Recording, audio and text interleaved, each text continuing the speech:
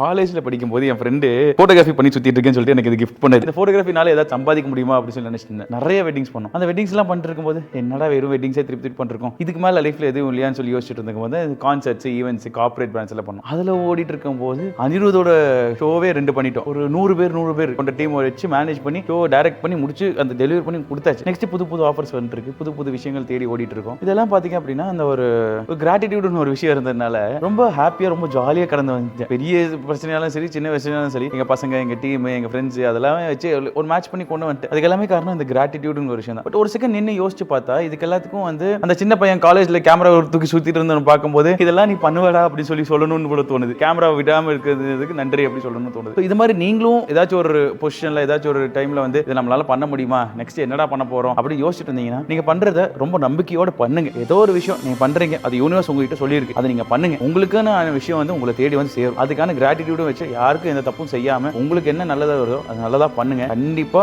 you will go somewhere. So next ரீல்ல next meet பண்றோம்.